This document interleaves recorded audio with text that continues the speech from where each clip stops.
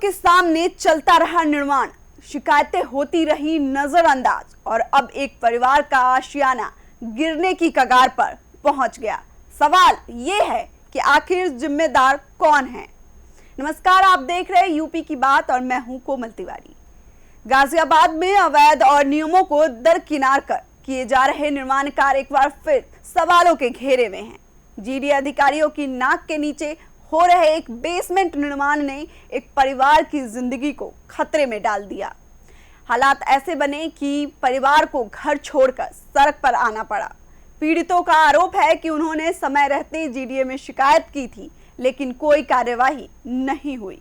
देखिए ये रिपोर्ट। ये तस्वीरें गाजियाबाद के विजयनगर थाना क्षेत्र के सेक्टर 9 की हैं, जहां एक निर्माणाधीन बेसमेंट ने पड़ोसी मकान के लिए बड़ा खतरा पैदा कर दिया। स्थानीय लोगों के मुताबिक बेसमेंट निर्माण के लिए गहरी खुदाई की जा रही थी।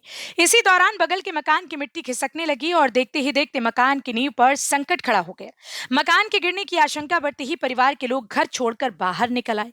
पूरे इलाके में दहशत का माहौल बन गया और आसपास रहने वाले लोग भी सहम गए। घटना की सूचना मिलने के बाद पुलिस और जीडीए के अधिकारी मौके पर पहुंचे, लेकिन स्थानीय लोगों का आरोप है कि कार्यवाही की बजाय केवल औपचारिकताएं पूरी की गई। क्या मामला है? क्या मामला? मामला ये है कि यहाँ पे बराबर में बेसमेंट खुद रही है और इनसे 1 महीने पहले से कहा था कि ऐसे मत खोदो, पहले कॉलम खोदो, कॉलम खोदने के बाद तब मिट्टी निकलती है। लेकिन ये लोग नहीं माने। ठेकेदार ने कहती अब काम बंद नहीं होगा, ऐसे ही होगा काम।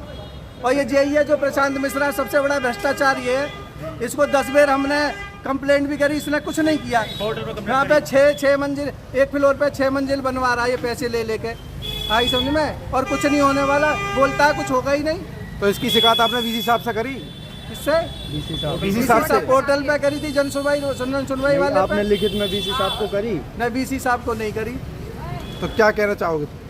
भाई इनके खिलाफ मुकदमा हो जेई के साथ, और क्या भाई कल को यहाँ पे गिर जाए। यही दोनों हैं, मकान गिर जाएगा तो इन्होंने तो मारने का ठेका ले रखा है। तो मरवा देंगे आदमियों को। भाई ये तो जानबूझ के मार रहे हैं। भाई जो अधिकारी आदमी है वही नहीं सुन रहा तो कौन सुनेगा? इनकी कंप्लेंट करी है, अप्रैल में भी करी है ऑनलाइन। हमने 2 बार कंप्लेंट करी है, दोनों बार ये बोल दिया गया कि निष्कासित हो गया है और यहाँ पे एक बार भी काम रोका गया। पैसे आके लेके चले जाते हैं बस खाके अपने। एक बार काम नहीं रोका गया और ना इस मकान की मोटेशन है। इन्होंने परमिशन कैसे दे दी इनको खोदने की?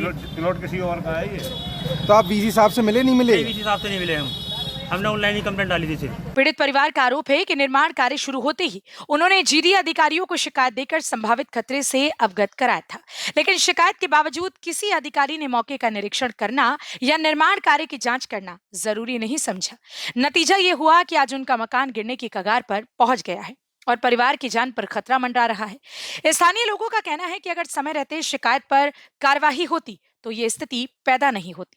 अब पीड़ित परिवार प्रशासन से सुरक्षा और दोषियों के खिलाफ सख्त कार्यवाही की मांग कर रहा है। वहीं इस पूरे मामले ने जीडीए की कार्यप्रणाली और अवैध निर्माण पर उनकी निगरानी को लेकर गंभीर सवाल खड़े कर दिए हैं। गाजियाबाद के जीडीए के अधिकारियों के नाक के नीचे निर्माण किया जा रहा है।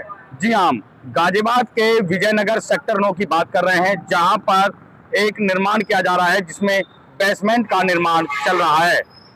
वहीं बगल वाले मकान की मिट्टी खिसक जाने की वजह से परिवार में दहशत भरा माहौल है। वहीं अगर मैं आसपास के लोगों की बात करूं तो लगातार लोगों द्वारा शिकायत करने के बावजूद भी अधिकारियों की कान पर जूं नहीं रेंगी है, जिसकी वजह से परिवार काफी परेशान है और लगातार शिकायत कर रहा है।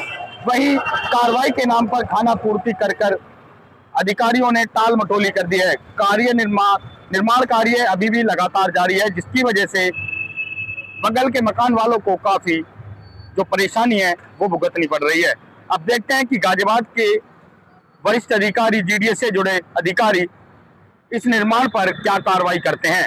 मैं गाजियाबाद से नितिन कुमार, यूपी की बात। फिलहाल परिवार दहशत के साए में जीने को मजबूर है। बड़ा सवाल यह है कि शिकायत के बावजूद कार्रवाई क्यों नहीं हुई और क्या जिम्मेदार अधिकारियों पर कोई जवाबदेही तय होगी या फिर यह मामला भी फाइलों में दबकर रह जाएगा।